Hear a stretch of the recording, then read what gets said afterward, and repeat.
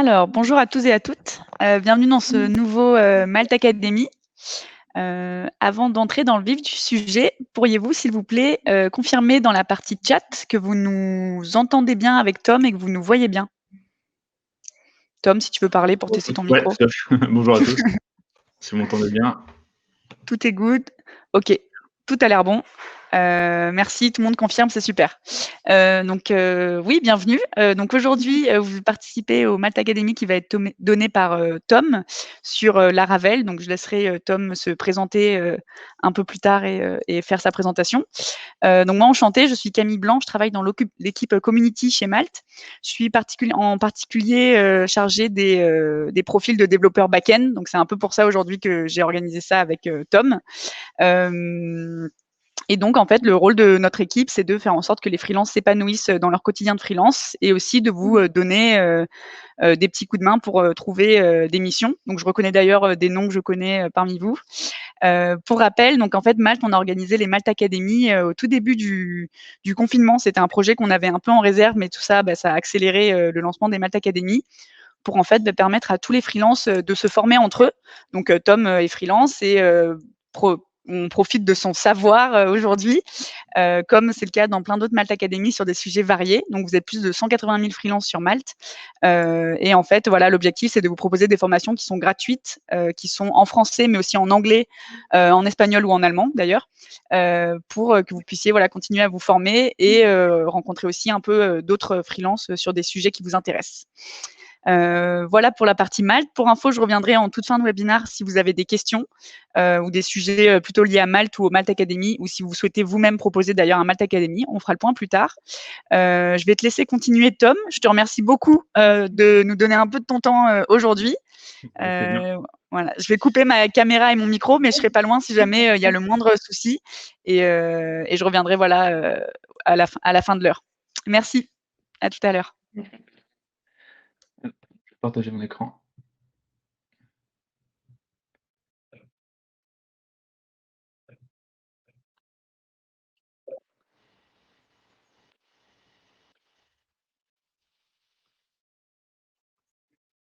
Du coup, normalement, vous voyez tous l'écran, je pense. Est-ce que vous pouvez juste me confirmer?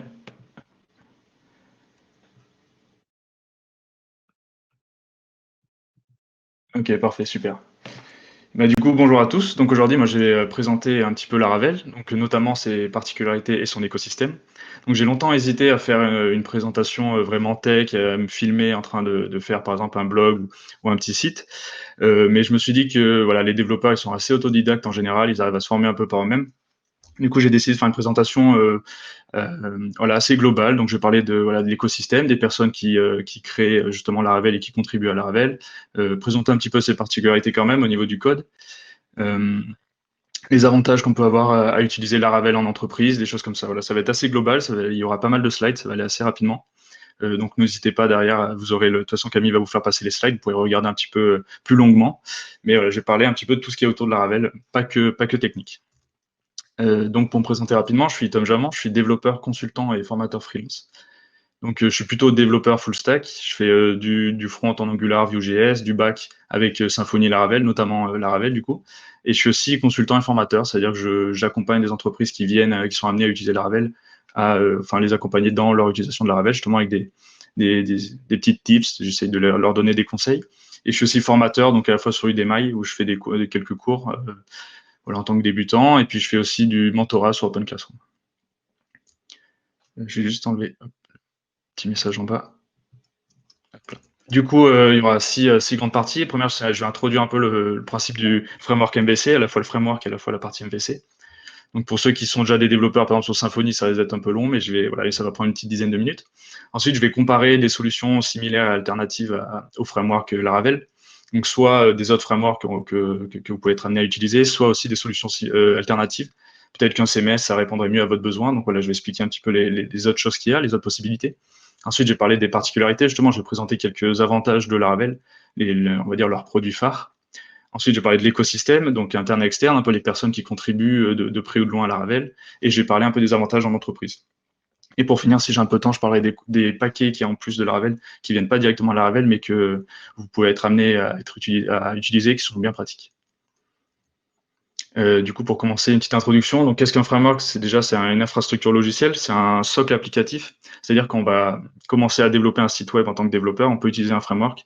C'est un outil qui offre la meilleure productivité aux développeurs. Je connais pas vraiment de meilleur outil qu'un framework. Et en fait, un framework, c'est un ensemble de petits composants qui vont créer un outil top pour développer. Donc voilà, plein de petites librairies qui vont composer un framework et nous, on va venir coder dedans. Donc il y a toute une architecture de dossiers et de fichiers dans lequel on vient rajouter notre code. Et du coup, généralement, les frameworks sont orientés objets, c'est-à-dire qu'on va utiliser des classes et des héritages. Je vais en parler juste après. Donc, juste pour expliquer ce que c'est les librairies, donc quelques exemples de librairies. Par exemple, dans Laravel, vous avez un système de routage, ce qui fait que quand vous allez sur une certaine URL, ça va vous ramener, ça va appeler une certaine fonction dans votre code. Un système d'authentification, ce qui fait que vous n'avez pas à réinventer la roue. En fait, vous avez directement le système d'utilisateur, de connexion, déconnexion, mot de passe oublié, inscription, etc. sur la plateforme. Vous avez un package pour les validations, par exemple pour les formulaires, pour valider que le champ c'est bien un email, donc il y a bien un arrobase et un point. Ça c'est aussi pour la sécurité. Un système de pagination justement pour avoir des tableaux, pour avoir l'élément 1 à 10, puis de 11 à 20, etc. Après, il y a d'autres exemples, mais système de cache pour optimiser la rapidité de votre site, donc indirectement le SEO. Le système d'envoi de mail pour pas utiliser juste le mail de PHP, mais pour faire des mails un peu plus techniques. Un système d'événements, donc il y a des déclenchements. Par exemple, si un utilisateur s'inscrit, vous pouvez faire un déclenchement qui fait que ça lui envoie un mail pour lui dire bienvenue sur la plateforme, des choses comme ça. Donc c'est des exemples de librairies, et de base, voilà, Laravel est un gros paquet de librairies. Juste pour citer d'autres alternatives à justement Laravel, vous avez donc, Laravel, c'est le produit un peu phare de PHP, c'est son principal framework. Mais par exemple, vous avez d'autres langages qui permettent de faire du web, comme Python, avec son framework phare qui est Django, Java avec Spring, et puis Ruby avec Ruby on Rails. Donc, c'est simplement voilà, il y a d'autres alternatives à PHP finalement. Maintenant, le côté MVC, donc c'est un framework MVC, Laravel pour rappel. MVC, c'est une architecture logicielle, ça veut dire que Laravel est séparé en 3 fonctions principales qui sont les modèles, donc les objets, les vues et les contrôleurs. Donc je vais en parler juste après, mais du coup, ça veut dire que c'est un outil qui est destiné aux interfaces graphiques, donc c'est-à-dire qu'il y a un visuel, notamment n'importe quel site internet. Après, vous avez la possibilité de, par exemple, utiliser Laravel en tant qu'API et puis venir le connecter, par exemple, avec un Angular ou autre chose. Et du coup, dans ce cas-là, vous n'avez pas de vue, vous utilisez juste les modèles et les contrôleurs. Et voilà, le principe du MVC, c'est 3 parties, modèle, vue, contrôleur. Donc pour présenter rapidement, un modèle, ça représente un objet, par exemple un utilisateur, un commentaire, ou si on est sur un blog, un article. Donc il va contenir notamment les champs de l'objet, donc on aura un nom, un prénom, un email, un mot de passe, etc. Des relations, par exemple un utilisateur il a des articles, un utilisateur il a des commentaires, etc. Et puis des fonctions pour retrouver donc les getters, les fameux getters et setters. Par exemple, on pourrait imaginer sur un utilisateur getFullName qui renverrait le nom avec le prénom concaténé. Donc un exemple de modèle pour le coup en Laravel, justement, vu qu'on est là pour parler de Laravel. Donc si je voulais créer un modèle article, donc pour le coup, vu que la présentation est en français, j'ai créé les modèles et les valeurs en français. Après, c'est plus avantageux de tout faire en anglais, malheureusement, avec Laravel, c'est quand même plus pratique. À titre d'exemple, par exemple, Laravel gère le pluriel, c'est-à-dire que si là j'appelais mon modèle article, je devrais préciser $table égale article avec article au pluriel, parce que justement c'est en français, mais si je codais tout en anglais, en fait Laravel comprend l'anglais. Par exemple, récemment j'ai fait le modèle Agency avec un Y, Laravel automatiquement comprend que ma table dans ma base de données va s'appeler Agencies, IES au pluriel. Du coup, par exemple, ça c'est un modèle. On a ici une relation, par exemple utilisateur, c'est-à-dire qu'un article appartient à un utilisateur. Donc on a une relation belongs to qui nous permet de naviguer entre les objets. En fait, on va voir juste après dans la vue, mais ça nous permet de passer de l'article à l'utilisateur qui l'a créé très facilement, sans avoir à faire des requêtes SQL, etc.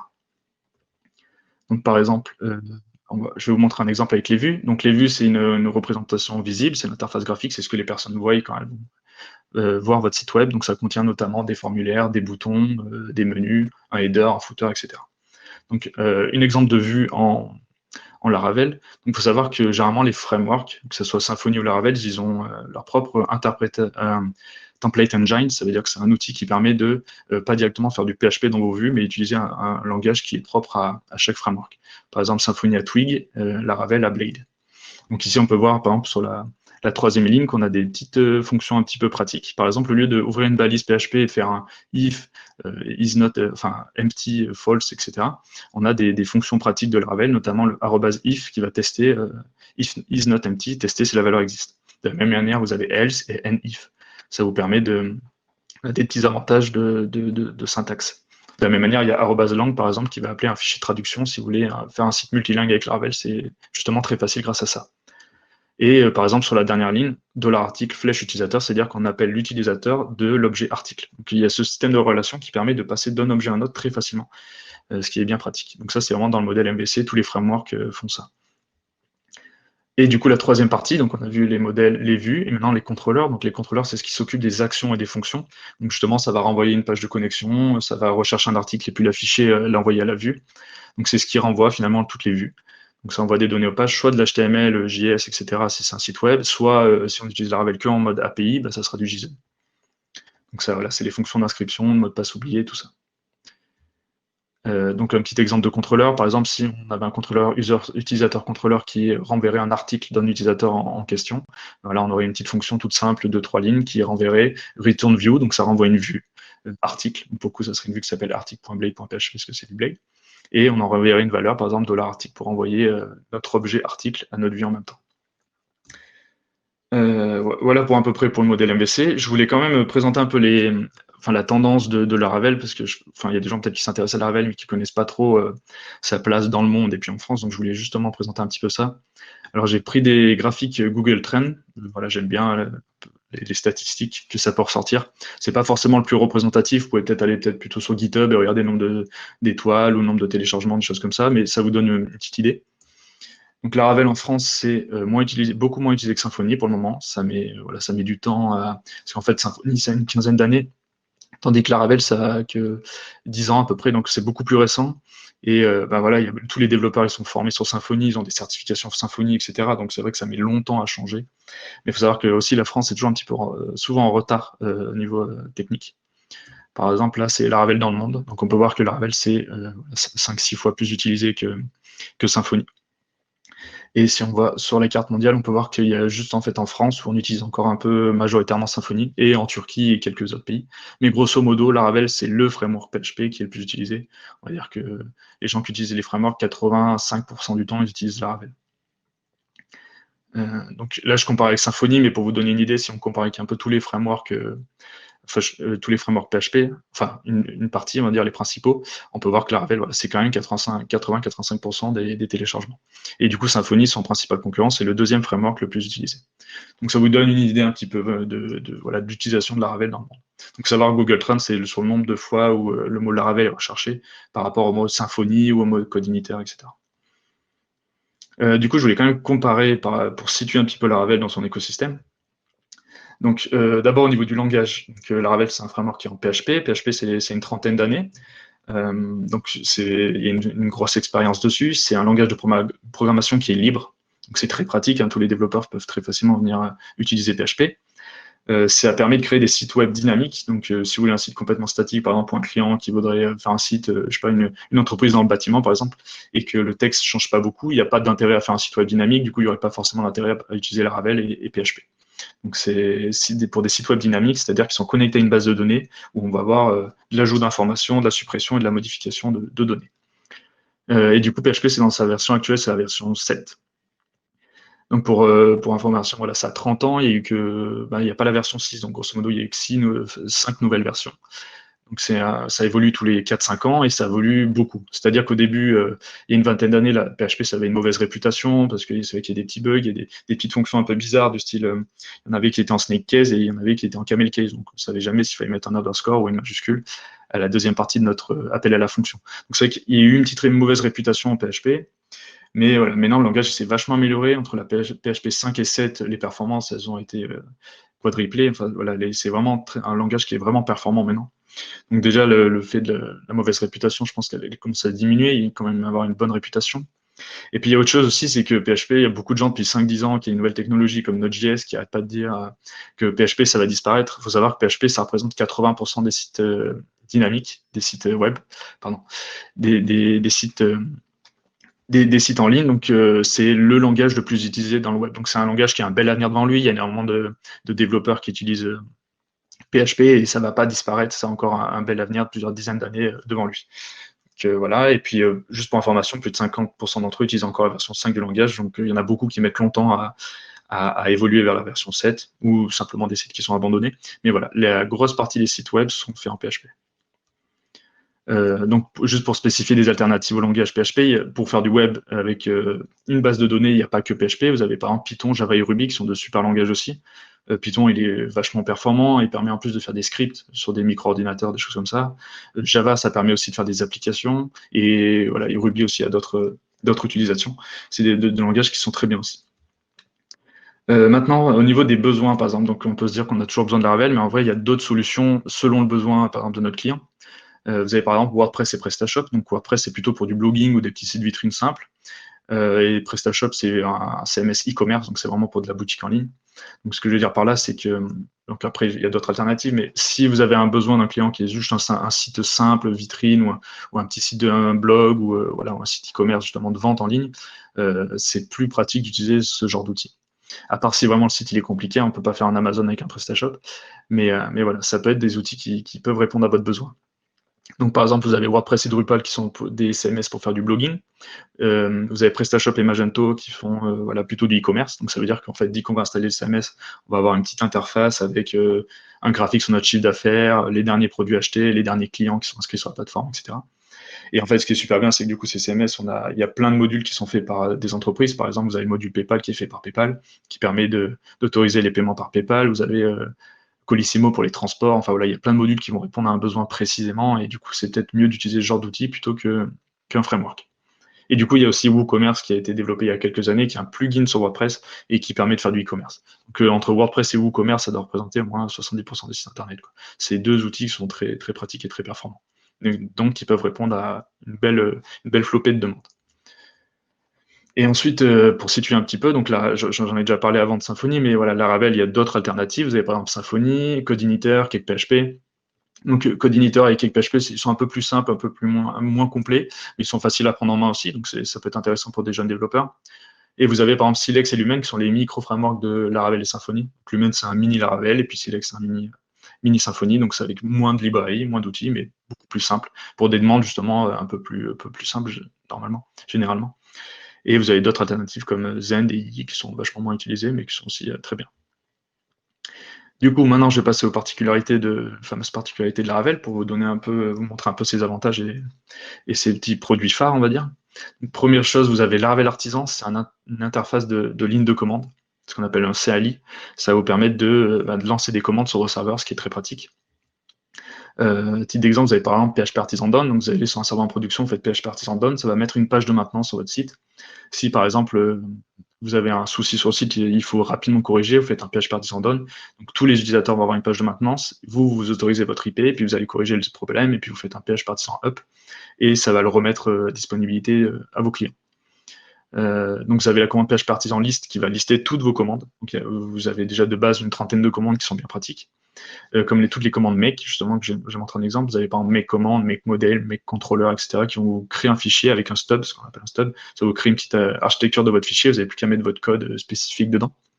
À titre d'exemple, vous avez make commande, par exemple send daily statistics, ça va vous créer une commande artisan dans laquelle vous allez mettre le code de ce qu'elle doit faire, et ensuite, quand vous ferez un PHP Artisan list, vous aurez votre nouvelle commande qui sera dans la liste.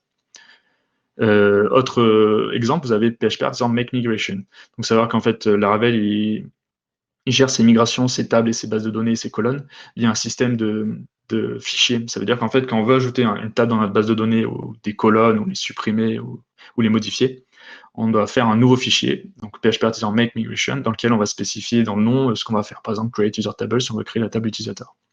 Et donc, en fait, ce qui est bien, c'est qu'on a un dossier dans Laravel avec tous les changements qu'il y a eu dans notre base de données. Donc, je vais en reparler juste après. Et vous avez la commande PHP Artisan migrate qui va justement exécuter toutes les migrations qui doivent être faites. La deuxième chose qui va avec justement Artisan, vous avez un task scheduler, pour faire du task scheduling, c'est-à-dire un planifieur de tâches. Ça vous simplifie vachement la gestion des fonctions à exécuter à intervalles réguliers. Donc, il y a quelques années, ce qu'on faisait pour avoir une cron tab, on allait sur notre serveur, on allait modifier la cron tab et on venait ajouter une par une toutes les lignes qui doivent être exécutées, toutes les fonctions qui doivent être appelées. Avec Laravel, ce qui est sympa, c'est qu'on a cette fameuse ligne là qu'on doit ajouter dans notre code qui va toutes les minutes exécuter un scheduler. Donc, je vais revenir juste après dessus. Mais par exemple, cette ligne, ce que ça fait, donc 5 étoiles, c'est-à-dire que c'est exécuté toutes les minutes. CD, var blog with Laravel, c'est-à-dire rentrer dans votre dossier de votre Laravel et lancer PHP Artisan Schedule Run. Et du coup, ça va lancer une liste de tâches que vous souhaitez faire. Donc, juste pour un exemple, donc vous avez un fichier kernel dans lequel vous allez renseigner toutes les tâches qui doivent être faites et à quel intervalle elles doivent être exécutées. Par exemple, première ligne, admettons qu'on doit supprimer les vieux utilisateurs qui n'ont pas été connectés sur notre plateforme depuis plus de 3 ans pour des raisons de RGPD, par exemple. Il faut supprimer leur compte. Et bien, vous pourrez faire un schedule call delete all user et de manière daily. Ça veut dire que toutes les personnes qui n'ont pas utilisé leur compte depuis 3 ans et 1 minute, grosso modo, même pas, et ben, ça va supprimer tout leur compte. Tous les soirs à minuit pile poil. De la même manière, vous pouvez par exemple faire une exécution de commande directement au lieu de lancer une commande artisan, une commande vraiment dans votre terminal.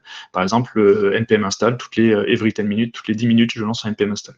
C'est juste un exemple, il n'y a pas vraiment d'utilité à faire ça. Et vous avez aussi la possibilité de lancer une commande directement, donc par exemple email newsletter, et de rajouter des options. Et du coup, toujours pareil, vous choisissez le rythme après. Donc vous avez every 5 minutes, 10 minutes, daily, tous les Mondays par exemple, si c'est tous les lundis. Donc voilà, vous faites vraiment votre petit fichier avec dans votre fonction, vous ajoutez 5, 10, 15, 20 lignes, ce que vous voulez, de toutes les fonctions qui doivent être exécutées et à quel moment de la journée. Et quel jour de la semaine. Vous pouvez faire par exemple weekday, ça fera du lundi au vendredi. Donc c'est vraiment très pratique. À titre d'exemple, moi j'ai souvent en fait pour des gros clients, il y a un hébergeur qui gère justement tous les serveurs, développement, pré-production, production, recettage. Et en fait, ce qui est compliqué, c'est quand vous voulez ajouter une fonction qui doit être exécutée sur le serveur, par exemple tous les jours, il fallait aller demander au prestataire d'aller ajouter sur les quatre environnements, cette fameuse ligne dans les cron tabs, ce qui est toujours un peu galère, parce que du coup, en plus, il faut faire un ticket, demander au prestataire de le faire, etc. L'avantage de ça, c'est qu'en fait, dès le début, moi, j'ai dit au prestataire, vous ajoutez cette ligne dans la cron tab, et c'est moi qui gère tout ce que je veux exécuter et à quel moment de la journée. Donc, si mon client me demande, tous les lundis, il faut que tu supprimes les anciens utilisateurs, j'ai juste à ajouter cette ligne-là et aller commiter mes modifications et puis les répercuter sur tous les serveurs. Donc, c'est vachement pratique. Deuxième particularité de Laravel, c'est Eloquent. Donc, Eloquent, c'est un ORM, c'est un Object Relational Mapping. Alors, pour expliquer, moi, je n'ai pas l'habitude de faire ça, mais je trouvais qu'il y a une définition de Wikipédia qui est top. Donc, je vais vous la dire. Un mapping objet relationnel, c'est un type de programme informatique qui se place en interface entre un programme applicatif, donc finalement votre site, et une base de données relationnelle. Donc, ça veut dire que ça va simuler une base de données orientée objet. Donc, grosso modo, en fait, c'est un outil qui va vous permettre d'éviter de faire des requêtes SQL. À titre d'information, moi par exemple, je gère une assez grosse plateforme où il y a plus de 3000 utilisateurs et dans mon code, il n'y a pas une seule requête en dur SQL parce que justement, j'utilise que Eloquent et je me débrouille avec Eloquent à faire toutes mes requêtes. Donc, je vais vous montrer quelques exemples qui sont assez sympas. Par exemple, première ligne, utilisateur, find 3475. En fait, dans mon objet $user, je vais récupérer mon utilisateur avec toutes les valeurs qu'il a, nom, prénom, email, etc. Donc ça, si je devais le faire en MySQL, il faudrait que je fasse un select étoile from utilisateur au pluriel, where id égale 3475, donc ça ferait une longue requête. Ici, en un tout petit bout de code, ça va me récupérer mon utilisateur 3475. Donc de la même manière, vous pouvez faire des choses un peu plus complexes. Par exemple, sur un blog où vous voulez afficher sur la page d'accueil le dernier article actif, qui doit être visible, je peux faire un article, where actif égale 1, donc c'est-à-dire qu'il est actif et qu'il est visible, order by created, date de création en descendant, donc c'est-à-dire que je prends le dernier, le plus récent, et first pour récupérer le premier. Je pourrais faire un get pour tous les récupérer, mais ici je veux juste le dernier qui a été créé, donc first. Donc voilà, là on vient de en une petite ligne, on vient de récupérer le dernier actif, select article, actif, trié par date de création, et le premier seulement. De la même manière, vous avez par exemple, si on est sur un site e-commerce, qu'on veut savoir le nombre de produits qui font plus de 100 kg, je pourrais faire un produit where le poids il est supérieur à 100 et count par exemple pour les compter.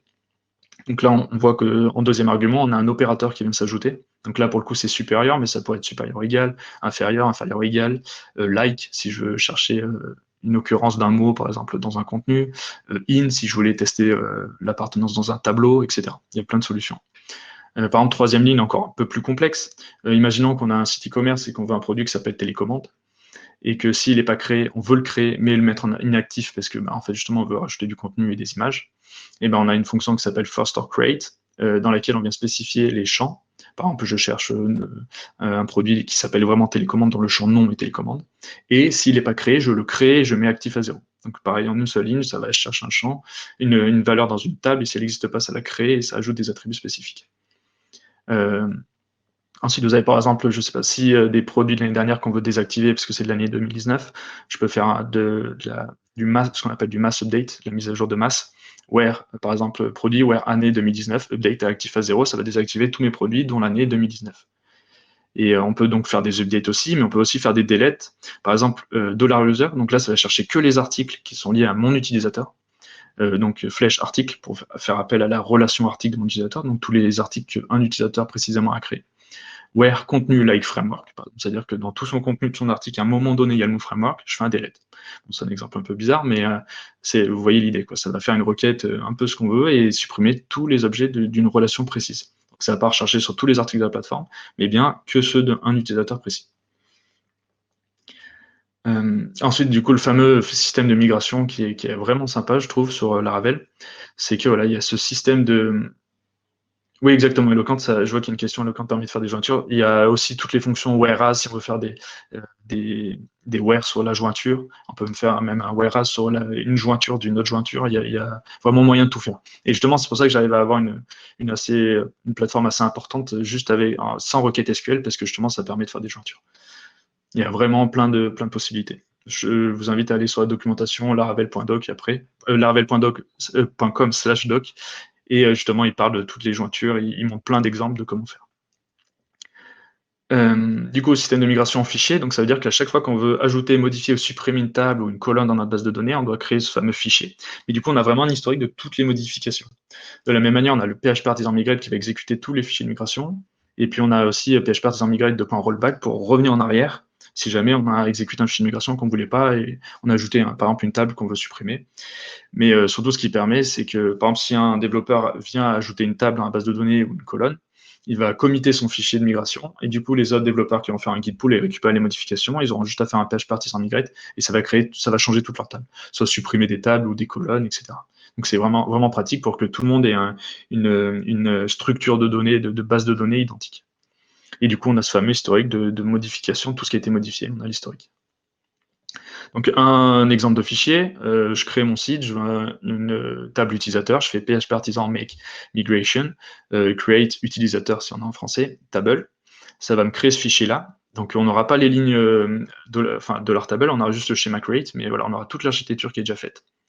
Donc je peux faire un schéma de .create utilisateur, donc ça va me créer une table utilisateur, et dedans je viens mettre toutes les lignes de toutes les colonnes que je veux. Par exemple, la ligne 1, là, de leur table increment ID, ça va me créer un champ qui s'appelle ID, qui est integer, qui est auto-incrémental, qui est note nulle et qui est primary key.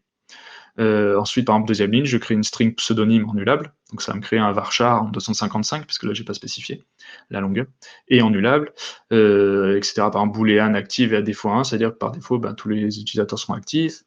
Remember token, par exemple, si l'utilisateur oublie son mot de passe pour pouvoir le récupérer.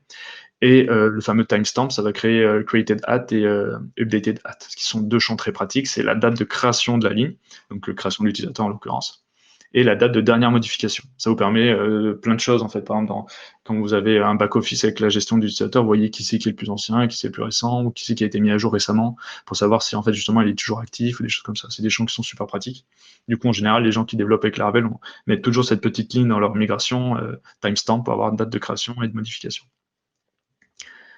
Et puis, petite dernière chose, ça gère aussi les foreign key, oui, tout à fait. Parce que justement, en fait, je reprends une question là. Est-ce que ça gère les contraintes foreign key? Ça gère justement les foreign key parce qu'on vient spécifier dans notre modèle les relations. Par exemple, utilisateur, on ajoute la relation article au pluriel, donc il y a vraiment cette relation et dans la relation, en fait, il y a la foreign key. Et du coup, quand on utilise Eloquent et qu'on fait un whereas sur, par exemple, article au pluriel, et ben en fait, ça va vraiment faire la relation sur les articles de notre utilisateur en question. Donc ensuite, dernière particularité que je voulais présenter, c'est Blade. Donc Blade, c'est le template engine, le fameux système de création de modèles, le templating de Laravel. Donc c'est-à-dire qu'au lieu de faire votre vue en HTML et puis de ouvrir vos balises PHP, etc., et ben vous avez ce fameux langage Blade. Donc c'est avec les fameux arrobas, if, else, for each, etc. Je vais montrer un exemple juste après. Petite particularité de Blade, c'est que par exemple Twig n'autorise pas de faire du PHP, il nous force à faire toujours du Twig. Blade, lui, autorise le code PHP pour une raison très simple, c'est qu'en fait on a nos fichiers, par exemple article.blade.php, on vient mettre soit du PHP du coup, soit du Blade, et en fait à chaque fois qu'on lance le site, ça va recompiler ce fichier-là en un fichier juste .php, et tout le code Blade sera transformé en PHP. Du coup, ça fait que ça autorise le PHP ou Blade, puisqu'en fait, dans tous les cas, il y a un fichier de cache qui va être généré et qui sera que en PHP, HTML, PHP. Un exemple, par exemple, ici, par exemple, la dernière partie, je fais un for each, donc au lieu d'ouvrir une balise PHP et de faire un for each, je fais @for each, $article commentaire, par exemple, au pluriel, pour appeler la relation commentaire, as commentaire, donc ça me crée un petit objet commentaire dans lequel je peux afficher ce que je veux. Par exemple, $commentaire flèche utilisateur, donc ça va aller chercher l'objet qui est lié de l'utilisateur qui a créé le commentaire, et derrière, j'appelle les valeurs que je veux, par exemple, le pseudonyme. Ensuite, vous avez par exemple la fonction isset. Donc, au lieu de vous avoir une 500, si la valeur n'est pas définie, ça va faire un isset. Donc, @isset, par exemple, article résumé, si je suis sur une page, une vue d'un article et que je veux afficher le résumé en haut, que s'il existe, je peux faire un @isset. Et vraiment, l'utilité de Blade principale, c'est ces fameux components. C'est-à-dire que on peut créer un fichier, par exemple, alerte. Imaginons la fameuse Bootstrap alerte, vous savez, en haut des sites, votre modification est bien été réalisée avec un fond vert ou une erreur est survenue avec un petit fond rouge.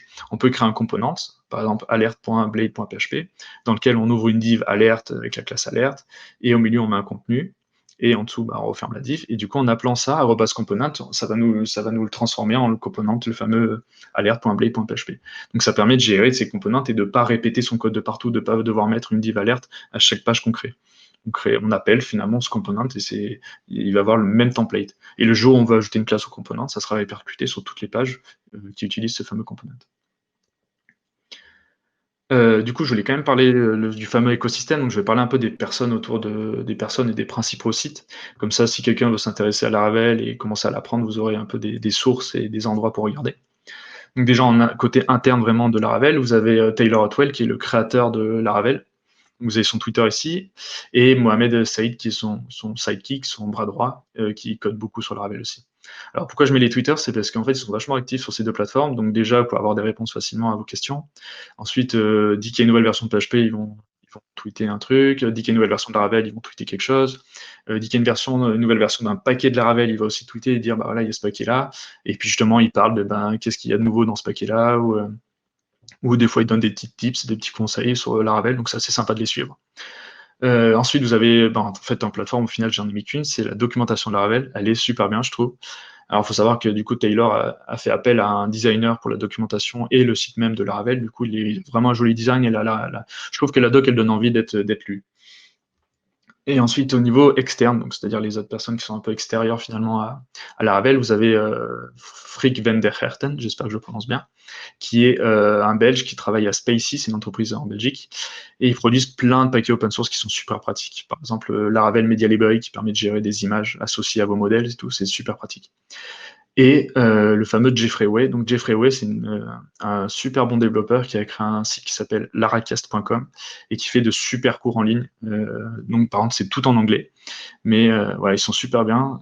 Si aujourd'hui je devais conseiller par exemple quelqu'un qui est arrivé sur Laravel, je dirais va sur Laracast, tu prends un mois ou deux, donc c'est une dizaine d'euros par mois, donc vous n'êtes pas obligé de prendre un an, vous pouvez prendre juste un an ou deux, et en fait prendre énormément de vidéos et tomber de la vidéo, quoi. C'est des cours qui sont super bien faits, vous avez juste à regarder, poser dans votre chaise et les cours sont super bien faits.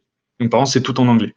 D'ailleurs, c'est pour ça, moi, j'ai essayé de créer un cours un peu en français sur DMI. Donc pour ceux qui s'intéressent, n'hésitez pas à me demander. Je vous envoie un coupon, comme ça, le cours est gratuit. Et voilà. Après, c'est un de mes premiers cours, donc c'est pas forcément, enfin, c'est loin d'être aussi bien que Laracast, mais au moins, c'est en français. Et puis pour présenter quelques autres plateformes, vous avez Lara News, donc c'est pareil, c'est en anglais, mais c'est de l'actualité autour de Laravel, donc il y a plein de trucs sympas. De temps en temps, ils parlent d'un nouveau package qui sort, qui est vraiment intéressant d'utiliser. Vous avez Mail with Laravel. Alors ça, c'est plein de projets open source qui sont faits avec Laravel. Je sais que moi, quand j'ai tendance à m'orienter vers un nouvel outil, j'aime bien regarder ce qui a été fait avec, et venir l'installer sur mon PC, et venir essayer de l'utiliser, de regarder comment c'est fait.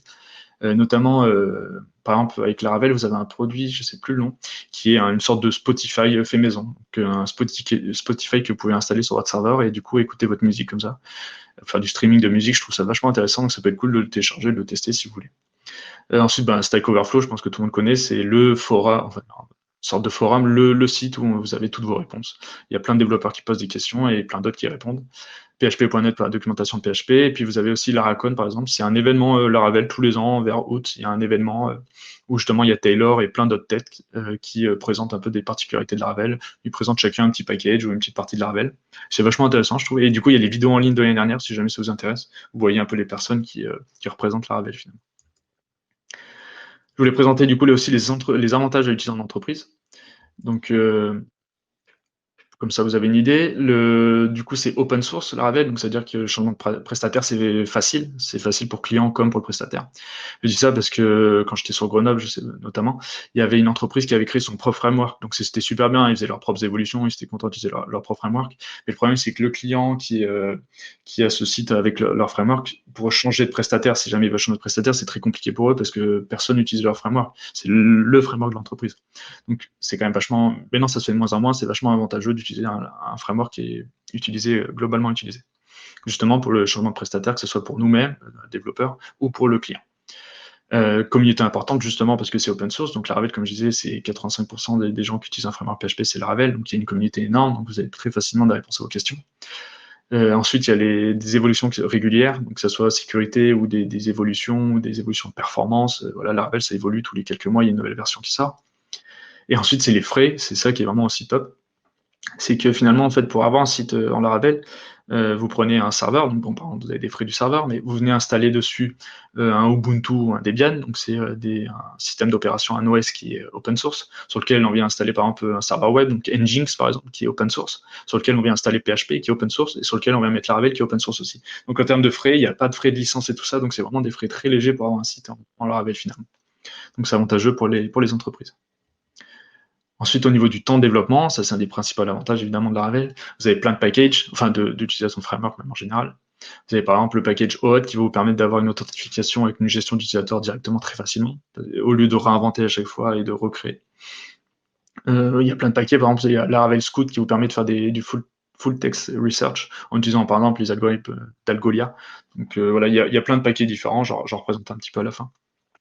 Et au niveau de l'hébergement, vous avez des solutions aussi autour de Laravel, comme Laravel Forge et Laravel Vapor, qui vous permet d'avoir une interface web pour gérer vos serveurs, pour modifier les fichiers de configuration de vos projets Laravel, pour lancer une commande depuis une interface web, ou même créer une base de données depuis une interface web. Voilà, il y a Laravel Forge qui marche très bien, et Vapor même pour même faire du scaling si vous avez besoin de changer de serveur pour plus puissant parce que vous avez trop de demandes, des choses comme ça. Et ensuite, vous avez ce fameux système de migration de base de données qui est vraiment top. Donc, déjà, il y a comme je vous expliquais tout à l'heure, le système des fichiers de migration à chaque fois que vous allez acheter des tables ou des colonnes. Mais ensuite, vous avez des seeders, ça veut dire que ça va générer des données. Donc, ça, c'est très pratique aussi, en fait, en développement. C'est-à-dire que ça va créer, par exemple, 100 utilisateurs, 200 articles, complètement au hasard. Et du coup, si un développeur rejoint votre équipe, vous lui dites faites un PHP artisan serve, PHP artisan migrate -- seed, et ça va créer toutes ces tables, toutes ces colonnes, et puis lui donner plein de données aléatoires. Et vous pouvez même aller encore plus loin avec des factories. Ça veut dire que ça va créer des vraies fausses données, entre guillemets. C'est-à-dire qu'au lieu d'avoir des noms qui est toujours John Doe, et ben, ça va créer ça va prendre un nom au hasard, Marc, Philippe, Jean-Michel, ce que vous voulez. Des vrais faux noms, des vrais faux emails, etc. Et en fait, c'est super pratique parce que souvent, quand on développe, on met plein de données bidons, mais en fait, on ne se rend pas compte de la longueur que ça peut avoir un champ, en termes notamment de design. Du coup, en fait, quand on vient installer Laravel, si on fait les choses vraiment propres avec migration, seeder et factories, bah justement, le nouveau développeur qui vient dans l'équipe, il lance une commande, ça lui crée toute ta colonne, les données et des vraies données avec plein de numéros de téléphone. On peut avoir toutes les données qu'on veut, une adresse, une rue, un pays. Il y a énormément de données factices. Alors simplement pour citer quelques outils pour le développement avec lesquels on peut utiliser avec Laravel, donc tous ceux qui viennent de l'environnement PHP ils connaîtront, mais vous avez pour de la modélisation de base de données quelques exemples. Vous avez par exemple MySQL Workbench que j'utilise, après Beaver ou DBForge, mais ça vous permet de modéliser un petit peu vos tables et pour savoir un peu combien de tables vous allez avoir besoin pour votre site web. Pour de la gestion de base de données, quelques exemples aussi, vous avez le fameux PHP Mining qu'il faut installer sur le serveur, mais j'avoue que moi je fais plus trop ça, maintenant je suis plutôt SQL Ace, qui est un logiciel qui permet d'avoir une interface justement voilà, pour se connecter à une base de données et gérer votre base directement très facilement avec une sorte de Excel, et puis vous pouvez modifier vos champs très facilement. Vous avez également AdMiner. Des exemples de logiciels de texte, éditeurs de texte, vous avez par exemple Atom, Sublime, Notepad ou Bracket, donc les gens utilisent beaucoup Atom et Sublime. Après, vous n'êtes pas obligé d'utiliser un éditeur de texte, vous pouvez aussi utiliser un environnement de développement. Alors moi, je vous conseille PHP Storm, mais bon, c'est payant, mais c'est très bien, c'est très performant. Et justement, il y a un package qui s'appelle Laravel et qui vous permet d'avoir des petits avantages pour utiliser Laravel avec PHP Storm. Mais vous avez aussi Visual Studio Code ou en gratuit NetBeans et Eclipse. Ensuite, pour travailler en équipe, je vais présenter quelques outils rapidement, je pense que tout le monde va connaître, mais bon, c'est pas grave. Pour la gestion de version, pour justement avoir votre site sur un système de versionning, vous avez par exemple GitHub, GitLab ou Bitbucket. C'est des outils qui sont très complets. GitHub, d'ailleurs, tous les produits open source sont généralement sur GitHub. Ensuite, des logiciels de gestion de tickets, justement, pour faire du Kanban, pour faire de la to-do list. Vous avez par exemple Trello, qui a été racheté par Atlassian il y a quelques années. Ensuite, vous avez par exemple, pour proposer une solution open source, vous avez Taiga. Du coup, il faut l'installer sur un de vos propres serveurs, mais au moins c'est open source. C'est vous qui gérez vos données. Vous avez, enfin, au niveau sécurité, c'est quand même plus sympa d'avoir un petit produit open source sur ses propres serveurs. De la même manière, en outil de communication, vous avez Slack. Donc Slack est sympa aussi, c'est que vous pouvez Laravel propose des moyens d'envoyer des notifications Slack. Alors par exemple, moi je suis allé un peu loin, mais c'était pas si compliqué que ça. C'est que j'ai créé un projet personnel et je l'ai mis sur un serveur. Et en fait, j'utilise Laravel Envoy qui permet de déployer très facilement en une ligne de commande. C'est-à-dire je fais un Envoy run et ça va déployer tout mon site sur mon serveur. Ça va faire un git pull, ça va faire un PHP artisan down pour du coup mettre mon site en maintenance. Ça va faire un git pull, ça va faire un npm install pour installer toutes les librairies, npm run prod pour déployer toutes les librairies npm, donc JS et CSS, et ça va faire un composer install pour installer les dernières librairies, et ça va faire un PHP artisan up pour remettre mon site en ligne. Et d'ailleurs, je suis même allé un peu plus loin, j'ai utilisé aussi GitLab et avec un conteneur Docker, ce qui fait qu'en fait, je développe sur ma branche développe, et quand je veux mettre en production, je merge sur ma branche master. Et en fait, GitLab va voir que j'ai la branche master évoluer, et c'est lui qui va tout gérer. Il va créer un conteneur, il va faire un git pull, il va faire une release, il va faire tous les tests unitaires. Et si tout est bon, il va mettre en place du coup le nouveau développement sur la production. Donc en fait, et j'ai une notification Slack derrière parce que j'ai connecté avec Slack. Ce qui veut dire qu'en fait, pour mettre en production, moi je fais juste un git merge et j'attends sur mon téléphone d'avoir ma notification comme quoi le merge s'est bien passé. Donc voilà, Slack c'est très pratique parce que ça se connecte avec Laravel. Mais après vous avez pareil, hein, des autres solutions comme Workplace et puis des solutions aussi open source de la même manière que Taiga, vous avez Mattermost qui vient s'installer sur un serveur. Donc plus de temps par contre pour l'installer et pour le mettre en place, mais au moins open source et vous gérez vos propres données. Et de la même manière, vous avez des outils qui sont complètement complets, donc notamment GitLab qui permet d'héberger votre site web, de faire de la CI, donc l'intégration continue, de faire du Kanban et justement un peu comme Trello avec un système de gestion de tickets. Et de la même manière, il y a Atlassian qui fait tout ça parce qu'il a racheté Trello notamment, mais il a Jira et puis il a Bitbucket pour gérer les repositories. Alors je voulais présenter quelques paquets si j'ai un peu de temps, je pense qu'il est 43, je vois pas d'autres questions. Si vous avez des questions, n'hésitez pas, mais je vois qu'il n'y a pas de questions, donc je vais continuer, je vais juste simplement présenter quelques paquets officiels de Laravel. Donc ce sont des paquets qui ne sont pas directement dans Laravel quand on l'installe, mais qui sont disponibles très facilement en une ligne de commande selon nos besoins. Donc il y a vraiment des paquets qui sont très pratiques et qui nous font gagner un temps important. Donc par exemple, Laravel Cashier, donc ça permet de faire une interface de paiement avec service d'abonnement avec Stripe. Donc ça veut dire que si vous voulez faire un site comme Laraka, justement un système où les gens payent 10 € par mois pour accéder à votre site, vous pouvez installer Laravel Cashier et ça va vous connecter avec un service d'abonnement. Donc ça veut dire que ça va vous permettre de générer facilement des factures en PDF et des coupons de réduction. Et puis un système justement d'abonnement avec plusieurs types d'abonnements différents, etc. Et tout ça, c'est du coup open source et ça s'installe sur Laravel. Donc très pratique pour ceux qui veulent faire un système d'abonnement. Là, vous avez Laravel Dusk pour faire des tests unitaires avec un Chrome Driver, ça veut dire que ça simule comme un navigateur. Par exemple, si vous voulez faire un test, est-ce que quand je vais sur cette page, j'ai bien ce bouton de cette couleur et avec cette classe-là? Donc c'est très pratique aussi pour faire des tests. Vous avez Laravel Envoy, donc c'est comme je disais tout à l'heure, c'est pour automatiser des tasks. Donc par exemple, on va créer une tâche qui s'appelle deploy, donc @task deploy, et dedans on va mettre toutes nos commandes à la suite. PHP artisan down, le pull, le npm install, etc. PHP artisan migrate pour justement créer toutes nos tables et toutes nos colonnes, et puis le fameux PHP artisan up pour le remettre en ligne. Ce qui est très pratique aussi, par exemple, c'est que moi j'ai un site en production avec serveur de dev, recettes, etc. Et que en fait, du coup, quand je crée des tables et des colonnes, j'ai pas besoin d'aller sur mes SQL ou de faire des commandes SQL pour aller ajouter mes tables ou mes colonnes.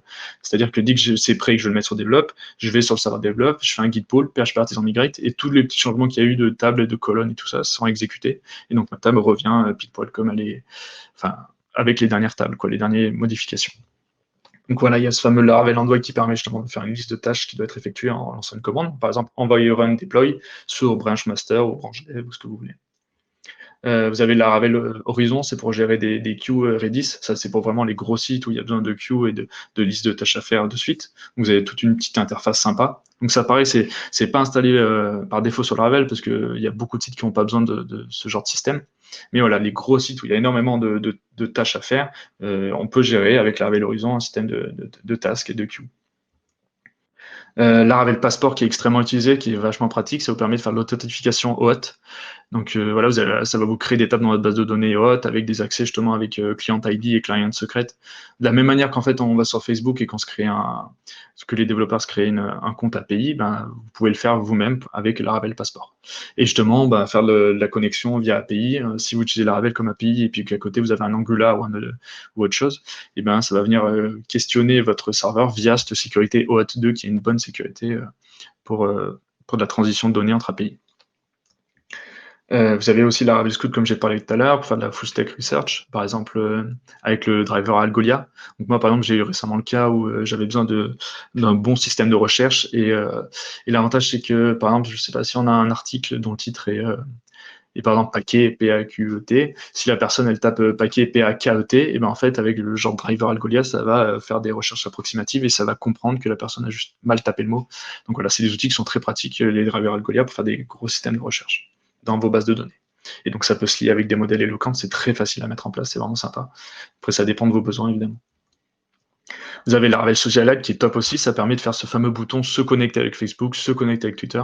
Donc pareil, c'est un petit paquet, vous faites un composer, enfin un composer require Laravel Socialite et ça va venir vous installer votre paquet Laravel Socialite et voilà, il y a un petit peu de code à adapter bien sûr, mais ça vous permet de donner la possibilité à vos utilisateurs de se connecter soit avec Facebook, avec Twitter, etc. directement avec leur compte. Les gens sont assez friands de ça, ça permet de pas devoir se créer un énième compte sur une énième plateforme, ce qui peut être d'ailleurs moins sécurisé. Au moins utiliser Laravel Facebook pour se connecter sur votre site.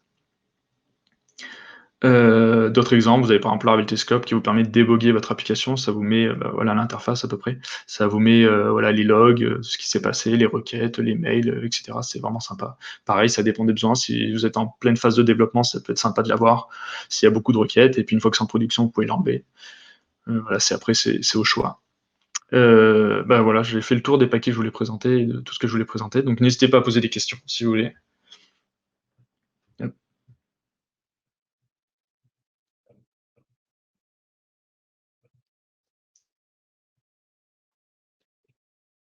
Alors j'ai pas l'impression qu'il y ait de questions, n'hésitez pas.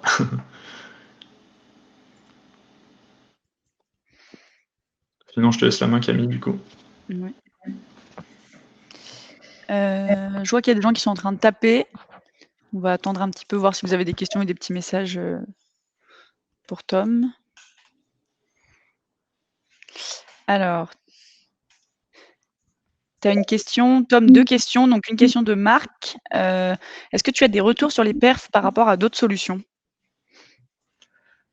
Par rapport à Symfony ou autre, non, pas forcément. Non. Bah, je sais que le système de cache marche bien. Mais non, pas forcément, non. Pas d'infos là-dessus. Désolé. Je t'invite à regarder, ouais, du coup, sur Google, je pense qu'il y en a pas mal qui ont dû tester. Une question de Jean. J'ai vu dans la présentation d'Artisan la classe modifiée et le kernel, par exemple. J'ai pas vu la question. Ah oui, pardon, ok. Oui, en fait, Artisan, après, je parlais du task scheduling, et du coup, en fait, c'est un fichier qui est justement la classe kernel et qui permet de gérer voilà, toutes les tâches qui doivent être exécutées à intervalles réguliers. Donc, cette classe-là, le fichier est déjà créé par défaut sur Laravel et s'appelle la classe kernel. Et c'est là-dedans qu'on vient ajouter les tâches qui doivent être exécutées. Quelqu'un qui demandait pour les slides, je crois que tu les envoies après, hein, c'est ça En fait, il y a un replay. Dans tous les cas, on préfère pas trop partager de documents parce que déjà, c'est lourd à envoyer à tous les participants. Mais en tout cas, Nico, tu auras le replay assez rapidement.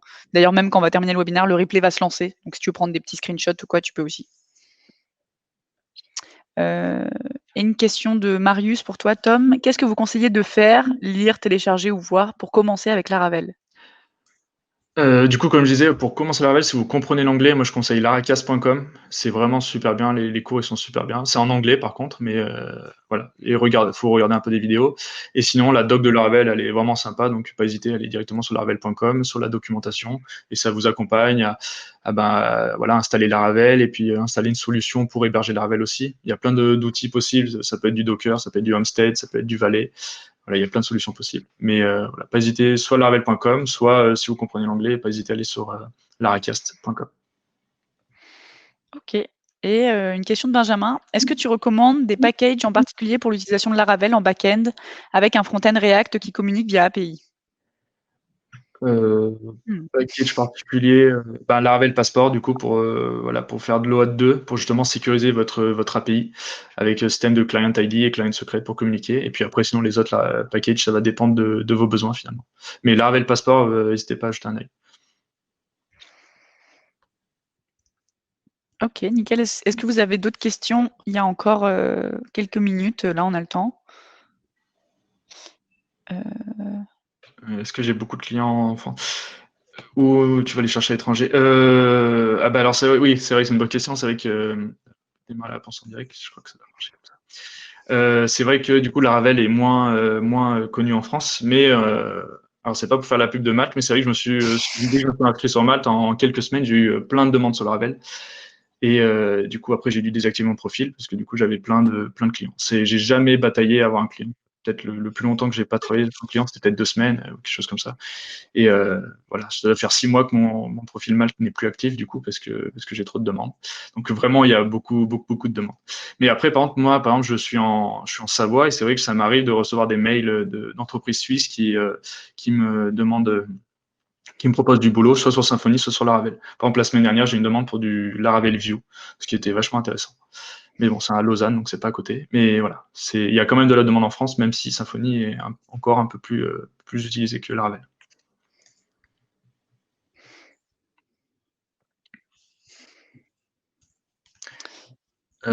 Pour un développeur Symfony, est-ce que la reconversion vers Laravel est facile? Ouais, je pense, oui. Après, c'est des frameworks qui sont assez similaires. De toute façon, Laravel utilise plein de paquets de Symfony d'ailleurs.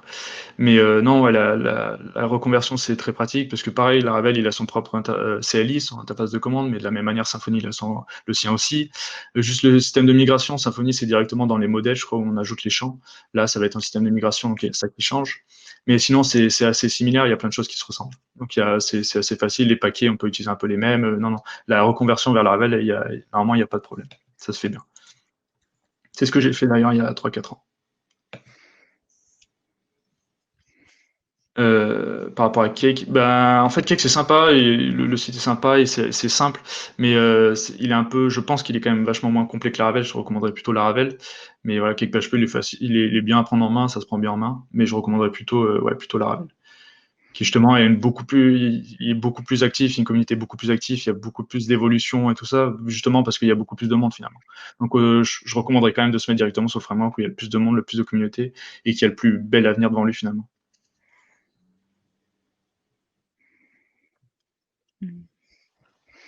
Ok, est-ce que vous avez d'autres petites questions? Profitez-en. Ah tiens, une de Alan. Qu'est-ce que tu penses de Lumen si tu as testé? Non, j'ai pas testé encore. Je sais que c'est un mini framework, mais j'avoue que moi j'ai cette petite tendance à me dire voilà, je connais bien Laravel maintenant, j'ai fait plein de projets avec et j'ai pas envie j'ai pas spécialement la motivation à m'orienter vers un mini Laravel où il y a des choses en moins. Je me dis autant utiliser Laravel. Les sites, ça doit répondre à un besoin qui est différent que j'ai jamais vraiment eu, de peut-être un mini site ou des choses comme ça. C'est vrai que moi je travaille plutôt avec des clients qui ont des assez grosses plateformes et du coup j'utilise Laravel. Donc c'est vrai que j'ai jamais vraiment testé Lumen. Mais je recommanderais du coup de directement se mettre sur Laravel. Et à la limite enlever les packages qu'on n'a pas besoin, quoi.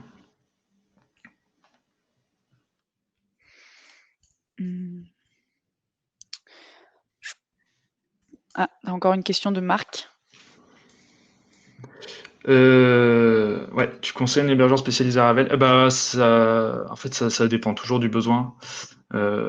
Si vous commencez sur Laravel, que vous faites des petits sites perso, moi je conseillerais peut-être prendre un VPS sur Pampo VH ou One and One. Mais après pour les grosses solutions, les gens utilisent souvent AWS pour faire du scaling justement pour optimiser, pour avoir un plus gros serveur, mais c'est quand même vachement plus cher. Et notamment, ce qui est sympa avec AWS, c'est qu'on peut le connecter avec deux solutions dont j'ai parlé tout à l'heure, qui sont Laravel Forge et Laravel Vapor. Et ça veut dire qu'en fait, vous connectez sur Forge votre serveur AWS et du coup, vous pouvez facilement le manipuler. Justement, pour utiliser Forge, il faut soit un serveur AWS, soit Linode. Il y a quelques solutions comme ça. Mais du coup, si vous utilisez Laravel Forge, je recommande d'utiliser AWS. Mais voilà, pour des petites suites perso, sinon, autant prendre un petit serveur OVH à 15-20 euros par mois, comme ça on sait le prix qu'on paye, c'est 15 ou 20 euros par mois, que sur AWS, ça peut facilement gonfler si d'un coup il y a beaucoup de personnes, c'est bien pour les grosses boîtes, mais pour les mecs tout seuls, c'est pas forcément optimisé, je trouve. Et c'est plus loin à mettre en place en plus AWS. J'espère que j'ai répondu à la question.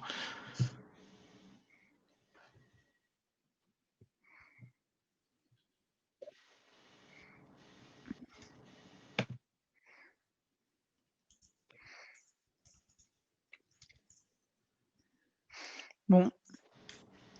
Je sais pas s'il y a d'autres questions. Bah, en attendant, d'autres questions, au pire, tu reprendras, la main, Tom. Bah, merci beaucoup, d'avoir animé ce Malte Academy, pendant, 1 heure. Je vois que tout le monde est resté, pendant l'heure, donc c'est quand même, bon signe. Il y a pas mal de participation et de questions, d'un peu tout le monde, donc ça, c'est vraiment génial. Merci beaucoup, de poser vos questions là. N'hésitez pas si vous en avez encore quelques-unes. Pour rappel, je vous transmets aussi, un lien vers le site des Malte Academy pour que vous puissiez, si vous voulez vous-même proposer, ce genre de Malte Academy sur des sujets assez spécifiques et assez tech, n'ayez pas peur entre guillemets de vous adresser à des devs, expérimentés ou débutants ou quoi. On a une grande communauté et plein de gens même qui sont pas sur Malte qui s'inscrivent, on reste assez ouvert sur les sujets. Donc voilà, je vous envoie juste le petit lien. Si vous avez des dernières questions pour Tom ou concernant Malte ou les Malte Academy, franchement, c'est maintenant ou jamais, n'hésitez pas. Je vous envoie juste le lien, ce qui me demande de la concentration. Si vous avez des questions d'ailleurs après la présentation, n'hésitez pas à m'envoyer un message sur Twitter ou un mail ou des choses comme ça, il n'y a pas de problème. C'est avec plaisir que j'y répondrai. Et d'ailleurs, même si vous voulez une autre présentation, ça peut être sympa aussi. Peut-être plus technique du coup, parce que là j'ai essayé d'être vachement global, donc j'ai pas trop présenté le code ou quoi, mais ce sera avec plaisir. Bah ouais, n'hésitez pas, vous allez avoir un email avec un formulaire à remplir. Donc si vous avez une idée, une suggestion d'un sujet pour Tom ou même plus globalement, n'hésitez pas, comme ça on pourra en reparler avec Tom pour faire une version 2. Voilà, si vous avez aussi, idéalement, si vous avez un profil sur Malte, n'hésitez pas aussi à proposer un talk. Comme l'a dit Tom, il y a pas mal de missions, notamment en Laravel, à condition bien sûr d'avoir un profil bien rempli, comme c'est le cas pour Tom. Mais bon, ça c'est un autre sujet. Je pense qu'on va pouvoir conclure. Je vois qu'il y a une question. Est-ce que c'est pour toi?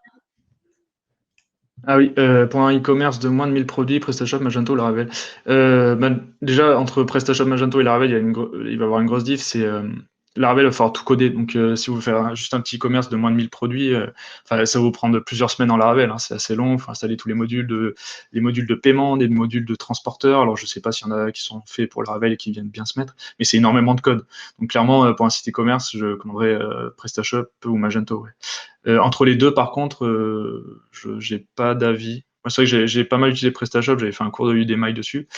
Mais je crois qu'aujourd'hui, en fait, il faudrait mieux s'orienter vers WooCommerce, parce qu'en fait, il y a beaucoup de gens. C'est de la même manière que Laravel et Symfony. Laravel, il y a 5-6 fois plus de personnes que Sympho. WooCommerce, il y a 5-6 fois plus de personnes, je crois, que sur PrestaShop. Donc sur WooCommerce, c'est très complet, il y a énormément de personnes, une grosse communauté. Donc je pense que je recommanderais de faire un petit WordPress avec WooCommerce. Enfin, à part si vous le préférez encore même plus simple, utiliser une version en ligne comme Shopify. Eh ben, nickel, je pense qu'on va conclure là-dessus. Je vois qu'il n'y a personne qui est en train de taper. Ok, on va conclure là-dessus. Merci beaucoup, Tom, pour ton temps aujourd'hui. Avec Et plaisir. voilà, vous allez avoir accès au replay dans un mail, aussi accès à un formulaire. N'hésitez pas à donner votre avis et à proposer aussi des idées, même si c'est pas pour vous. C'est là, par exemple, dans le cadre de Tom, si vous aimeriez qu'il aille plus loin sur le plan technique, n'hésitez pas à dire ce que vous en pensez. Merci tout le monde, passez une très bonne journée et sûrement à bientôt dans un Malte Academy. Au revoir.